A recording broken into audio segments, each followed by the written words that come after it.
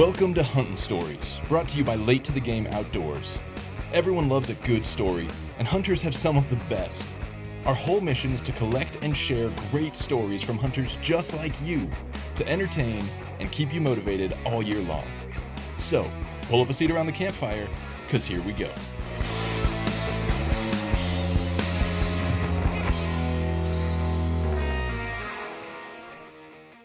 Today on the show, I welcome back my buddy Josh Kirchner from Dialed In Hunter to talk about all things backpack hunting. He started kind of the same way I did, through a lot of trial and error and more error on the front side. But we tell some of those stories and then just get into how somebody can start down this path of backpack hunting, because, man, so much fun and adventure is found when we get off the road and deep into the backcountry. So, without further ado, let's get to Josh. What's up, Josh? How's it going? Not much, man. Just another day in paradise. Isn't it though? It's actually it's weird for us. We are having like the rainiest year in Arizona that I can remember. It's nuts. It's a pretty nice change of pace, if I'm being honest. Yeah, I mean, I've been enjoying it quite a bit. I woke up this morning. I got up at like 4, went to the gym.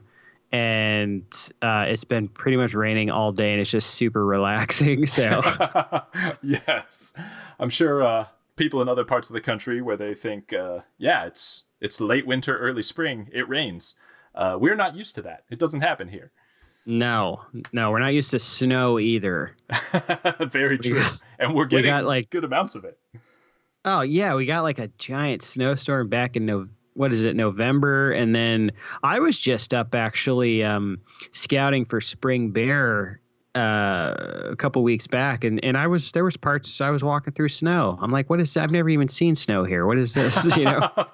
Yeah, it's I've been editing some old footage from a December hunt in the desert, and I forgot how like I walked in and like everything was frozen. My beard was getting icicles in it. Like, yeah, there's snow on all the mountains around me. Like, it's just been a snowy, rainy, cold awesomeness, which should make for some healthy, happy, big animals. Yeah. Everything's gonna be happy, so that's good.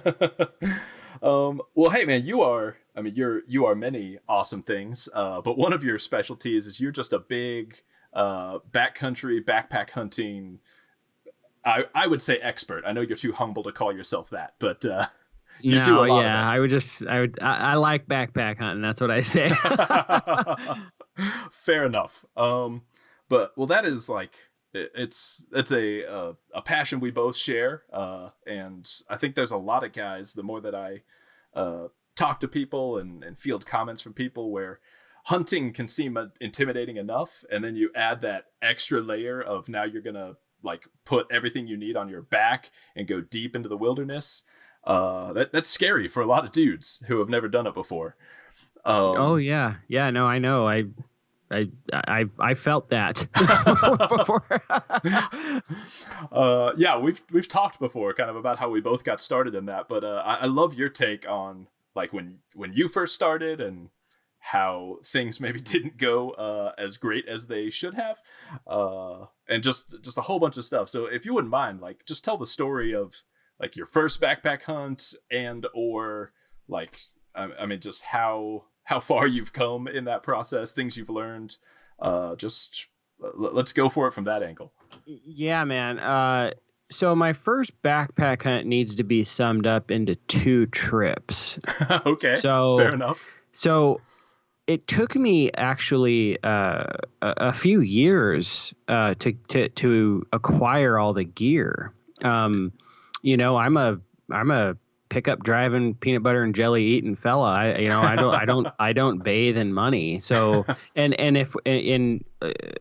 let's be honest, this stuff is expensive. You know what I mean? Sure. The gear for backpack hunting is expensive. So as a young man in my mid-20s, I decided I wanted to start backpack hunting.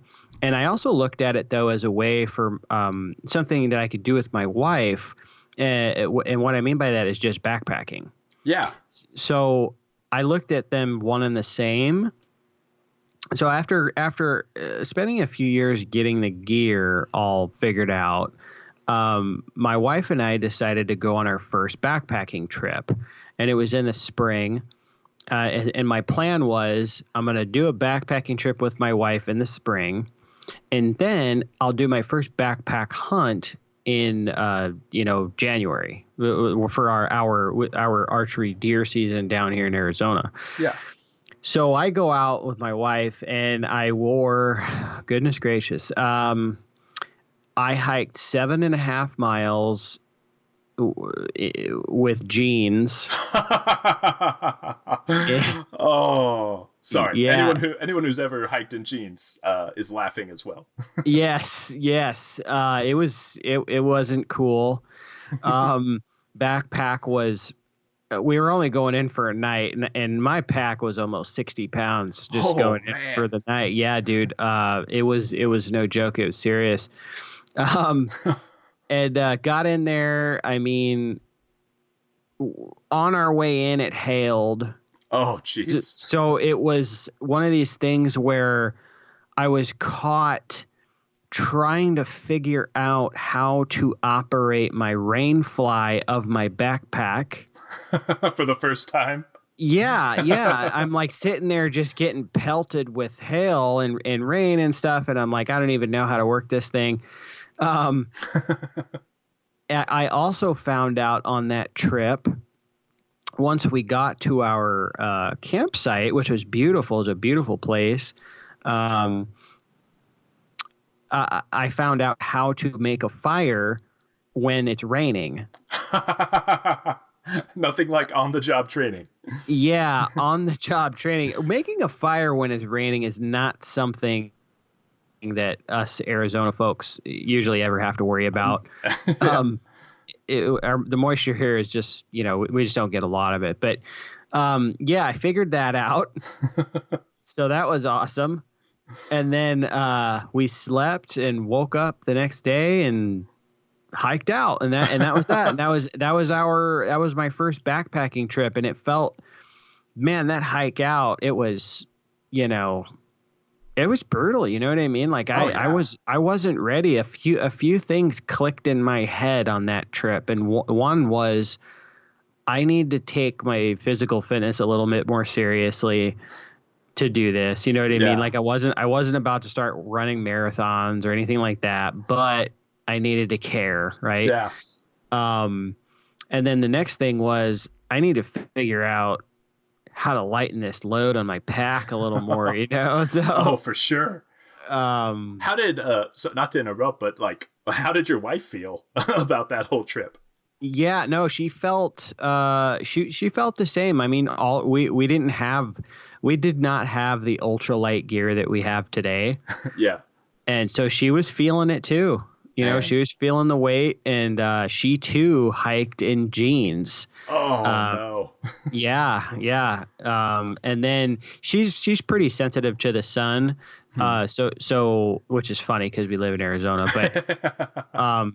but on the way out, yeah, she got pretty beat up by the sun and stuff, because the trail was just totally exposed for probably the last 4 miles of the hike. So. Oh, jeez. But after that, it was time for my first backpack hunt because I was now ready. Yeah, of course.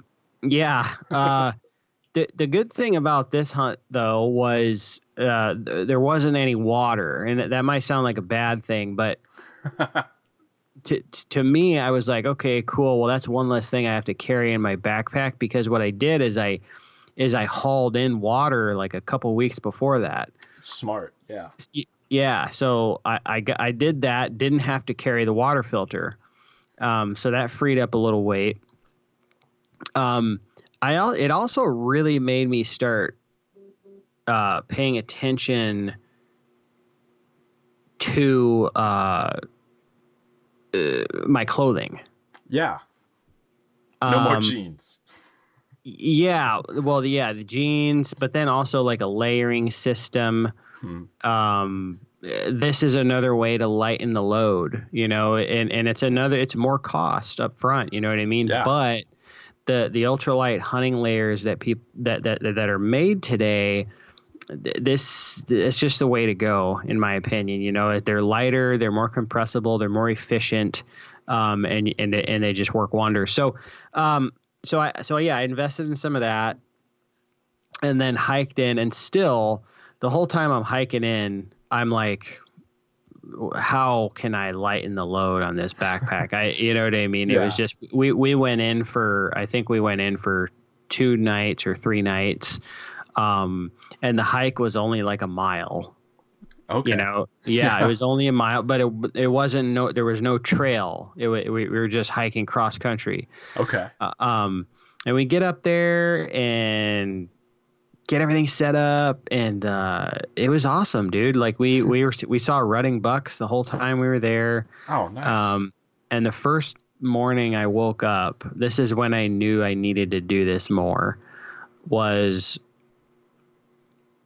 then my alarm goes off, I get dressed, and I open the tent, and I look outside, and I see the sun kind of just starting to like peak a little bit over the horizon. Yeah. And there was snow kind of around on the peaks and stuff, and there's rutting bucks behind us in the basin behind us. And I saw that, and I was like, wow, that is like nothing I have ever seen, waking up and opening a tent. Yeah. Like I need more of this in my life. And how we were set up was, we were essentially sleeping 50 yards away from our glassing point. Oh, that's the best way to do it. So, we literally just got out of the tent, grabbed our stoves, and went over to the glassing spot and made breakfast and had coffee and sat there and glassed up bucks chasing does all over the place. Oh. And we walked out, we hiked out of there, and, when it was time, and, I was like, I'm hooked, dude. Like that's it. That's it for me. Everything I want to do now, I want it to revolve around backpack hunting. So, oh man, that was my first backpack hunt. And we didn't fill any tags or anything, but we dang sure filled up our memory banks, and I'll never forget that hunt. Yeah. Well, and you started this passion that's just, carrying you further and further into this adventure. Yeah. You talked about, okay, how do I lighten this load? Like even a mile cross country with a lot of weight is brutal for sure. Yeah. And like one thing you mentioned was clothing, which for the longest time, I spent years hunting in like whatever was on clearance at Cabela's. Like I would just grab that. Oh yeah. And it was this last fall before heading to Colorado when I finally thought, you know what, there's enough people that I know and trust, like yourself, swear by the good stuff. And I know we both, prefer First Light gear, and so finally, like I just straight up asked you, like, hey, what's your system? And you like just rattled off your system, and I didn't even ask any questions. I just went and bought that system.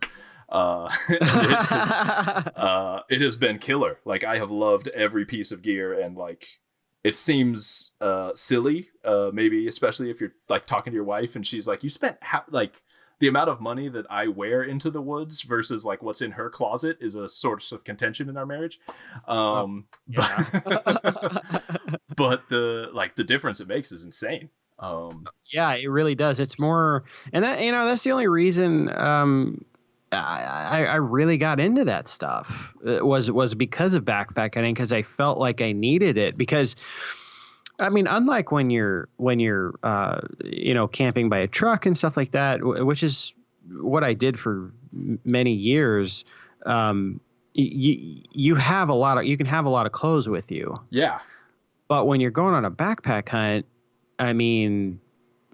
what you got is what you got. You can't be bringing like 3 sets of pants with you, and like all of that takes up room in your backpack. Yeah. And the more that you do it, the more you realize how valuable these like high quality fabrics are, both in terms of efficiency and in terms of just not taking up your whole pack when you're heading in. So. Hey guys, this is Eric from Late to the Game Outdoors and producer of Hunting Stories. I wanted to thank Bun and Beanster for making this show possible. These guys are the real deal.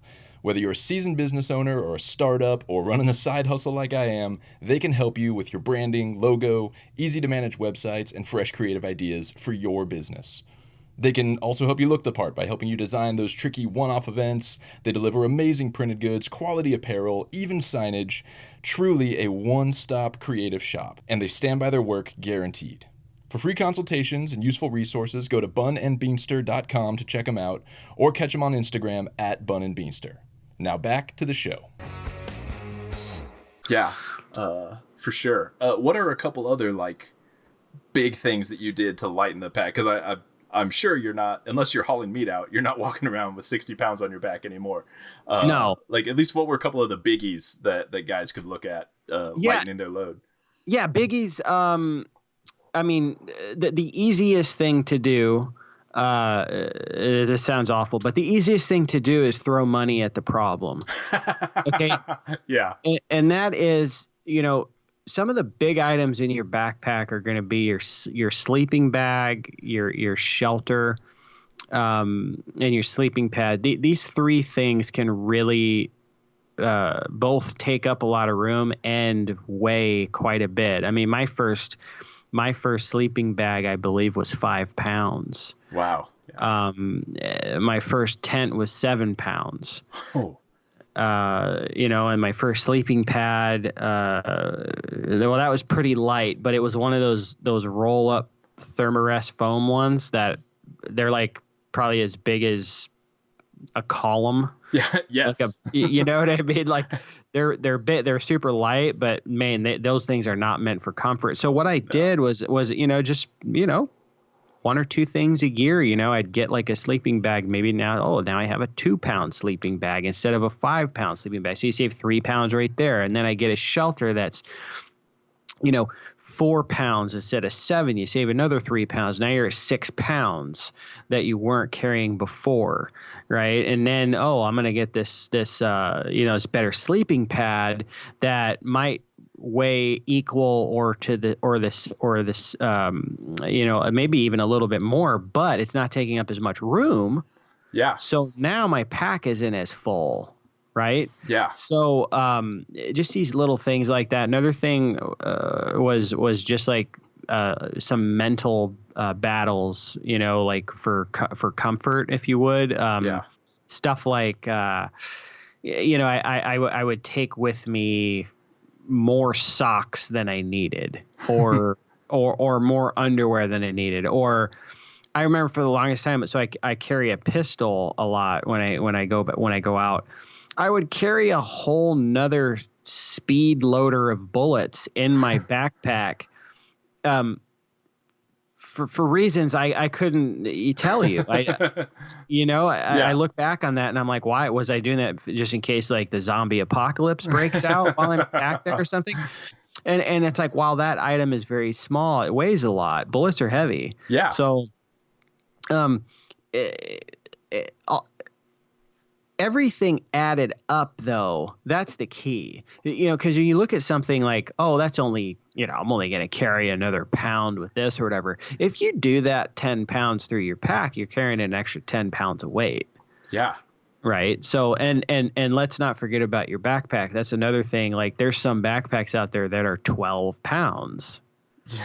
Oh my gosh. Yeah. So at zero, you're starting at 12 pounds. Man, that's a lot. So it's something to think about, Yeah. So it's really, trial and error and gaining experience. You go out there and it tells you what you actually need. Yeah. Right. The more time you spend living out of a backpack, the more time you're going to be like, you know what? I haven't used this in, the past 4 trips I've been out. Leave it at home, with the exception of things like first aid kits. Oh, sure. Stuff like that. You need that. You know what I mean? But do you need all those extra bullets? Probably not. Yeah. You know what I mean? I haven't used my pistol in the field, so I always still carry one, but maybe I don't need 12 rounds. Yeah. Food is another thing that weighs quite a bit. Yeah. That can add up quite a bit. So I mean, I spent a lot of time diving into more calorie dense food. Yeah. That where I can have a smaller package with the same punch that I had. Does that make sense? Oh, totally. Yeah. What are just random question? What are a couple of your like favorite go-to, like, man, this is always in my food bag. I just love it. Always in my food bag is goodness gracious. One of my favorites for breakfast is a homemade oatmeal that I make. It's rolled oats, uh, some type of dehydrated fruit, whether it's bananas or strawberries or something like that. Um, and then I'll put some cinnamon in there, and then I'll close that off. I do this in a freezer Ziploc bag. I like the freezer one because it's thicker. Yeah. Um, and then I'll have Justin's almond butter, or RX makes an almond butter, which is very good. And I'll put that inside the oatmeal with the boiling water, and Nice. I'll mix that up, and it's just this real hearty type of breakfast, Yeah. me. And then next down the line for breakfast for me, I actually really like those Heather's Choice buckwheat breakfasts. Oh, okay.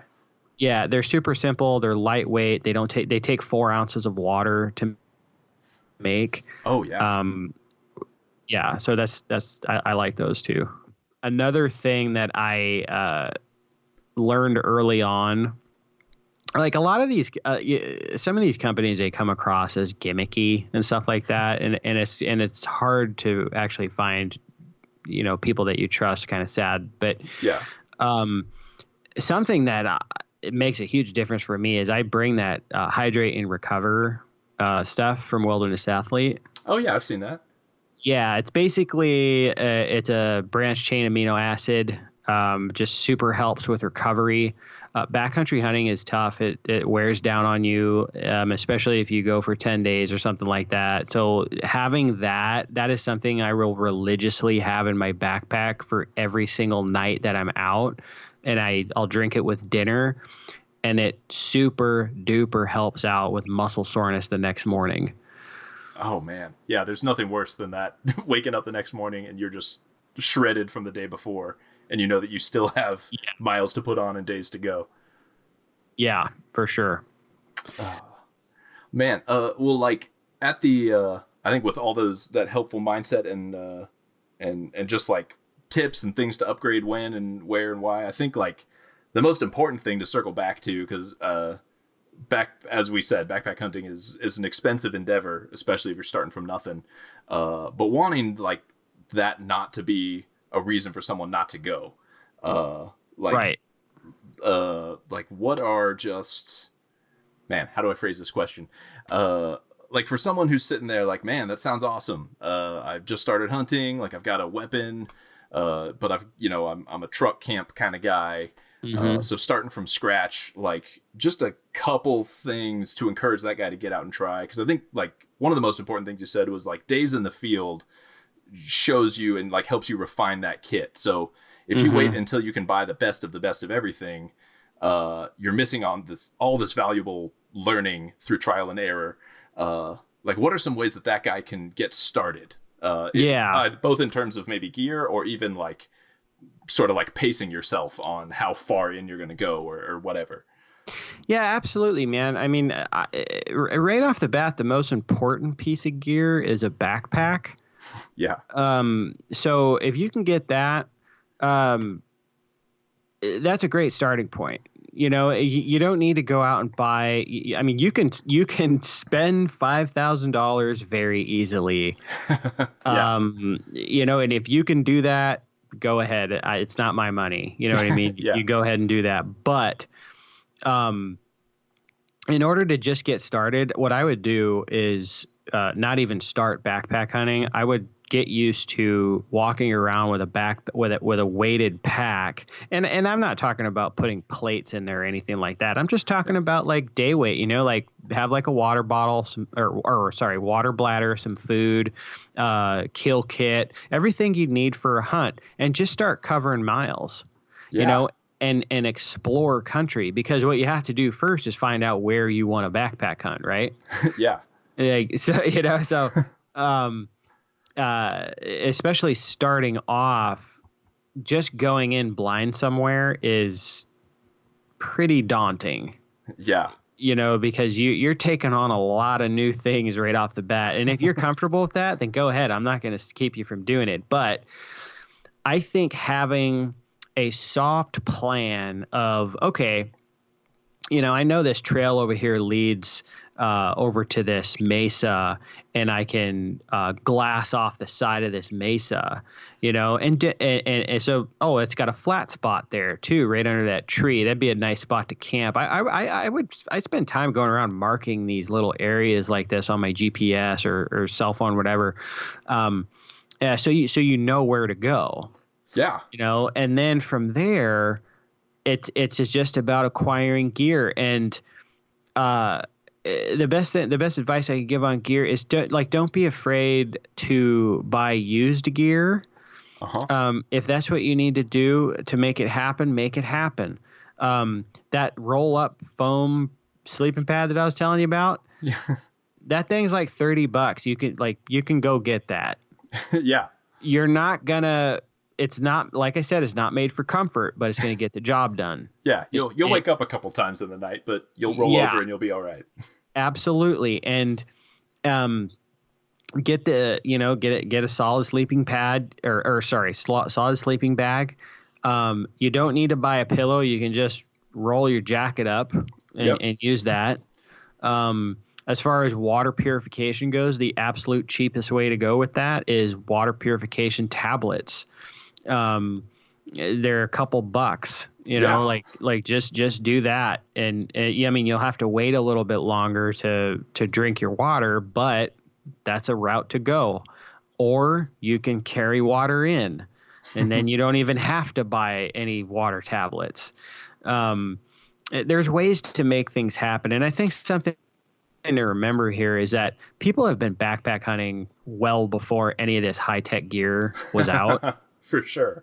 These guys were tougher than we'll ever be, just out there in like rigorous conditions, just grinding it out and being successful. And you can do that too. You can do that. And it really is it's just a decision. Yeah. You're the only one that's keeping yourself from doing it. That's so true. And I love what I suddenly had this flashback to growing up. My dad was a Boy Scout as a kid, as I was, but I remember in the garage was his old Boy Scout like backpacking pack, and it was decked out like an American flag because it was the 70s, and I just like the belt on it was like, I don't think there was any padding, like it was just this rough canvas strap that would like cinch down around your waist. And looking back now, compared to like the packs we carry around, that thing must have hurt so bad. Oh man. But he, like, as a 10, 11-year-old kid or whatever, would throw stuff in there and hike out into the woods with his Boy Scout buddies. So yeah, you can grab a pack for $30-$50 on OfferUp and make it work for a little while. Yeah, absolutely. Yeah, like don't be afraid to do that. Like some people feel weird about buying a used sleeping bag, but you spray it down with Lysol or something. I don't know. Yeah, you know what I mean. But you can make it happen. That's the point. Is you can make it happen. Like find a way. And if you really want to do it, you can do it. You can find used gear. There's forums out there that you can go on. And then some of these companies will do yearly like mega sales. Like REI has their garage, I think it's called their garage sale or something like that, where stuff is discounted immensely. Yeah. So if you have to wait until that time of year to do that, then do it. But make an effort and make it happen. You know what I mean? Oh, for sure. Dude, last thing, I gotta you are the backpacking expert. I know you hate that word, but I'm going to keep using it. Like in terms of just the knowledge barrier, like, man, I don't even know what I'm doing. You just published a book on backpack hunting. Yeah. So like tell us about that and where people can find it. Yeah, man. Yeah, I'm super excited. I've worked on it for the past year and a half. And it's kind of surreal for me to like see it all done now. Yeah. And just like look through it. There's 195 pages. And some of the stuff I look at it and I forgot I even wrote it, just because it took so long. But, yeah, the book is called Becoming a Backpack Hunter, A Beginner's Guide to Hunting the Backcountry. And that's exactly what it is. When I started off backpack hunting, information was hard to find. It wasn't condensed. And it took me, like I said, it took me years to actually go on my first hunt. And I think that shouldn't have to be like that for everybody. So I decided, hey, I want to put this together and give people just a push in the right direction. You know what I mean? Yeah. Like just get them started off down the path of a backpack hunter and give them some guidance and inspire them to actually pull the trigger and make it happen. So that's where the book came from. And so it's available through Amazon. It's available in both Kindle and paperback form. So you can go and just search my name, Josh Kirchner, or search Becoming a Backpack Hunter, and it'll pop up. You can also, I literally just wrote a blog post on it. So you can go to my site, dialedinhunter.com, and read a little bit more about the book if you'd like. And then there's links there to purchase it as well. Awesome. And guys can also keep up with you on Instagram and Facebook and whatever else. Oh yeah. I'm on all the social stuff. Just search Dialed In Hunter on there, and you'll find me. Man, well, you are just a wealth of information. I've learned so much from you just in the past year or more, however long we've been chatting and hanging out. And I just thank you for sharing with the world, for putting that book together. I think it's going to be a killer resource that I know I'm always talking to guys at work or whatever who don't hunt at all, but it's becoming, I think, at least in certain circles, more like popular or intriguing for whatever combination of reasons. Like I find more and more guys are super interested in the idea, but feel intimidated. And so I know your book will be like anyone who says, yeah, I'm interested in that. I'll be throwing them a copy of your book. Like we'll start here and then let's get out into the wilderness. Yeah, I appreciate it. That's exactly what I hope. You know what I mean? It's for that person that is maybe been kicking it around and they haven't really made the decision to do it yet, or maybe they started already but they're still learning, or maybe they're a seasoned backpack hunter and they just want a different perspective. Like whoever. I think I hope it's a good resource for people. Oh, dude, I'm sure it is. You know your stuff and you're a great writer. Man, thank you so much again for the time, for sharing stories and just a wealth of information. And we'll have to keep having you back. You are you're just a good dude and a fun guest for sure. I appreciate it, man. Anytime you want to chat, let me know. All right, will do. Thanks, buddy. I want to thank Josh one more time for being on the show and sharing his time and his knowledge with us. Honestly, if you have never been backpack hunting and you have ever even considered it or thought it seemed like a cool idea, I hope you are just fired up right now to get out there and give it a shot. So check out Josh's site, pick up his book, grab some basic gear, and get out there and have an adventure. Thanks again to Josh, and we will have him again on the show real soon. Thanks so much for tuning in to Hunting Stories. And if you want to stay up on what we're doing with the podcast or anything else going on with Late to the Game, go ahead and check us out at latetothegameoutdoors.com or give us a follow on Instagram at latetothegameoutdoors. Thanks again for listening, and we'll see you guys next time.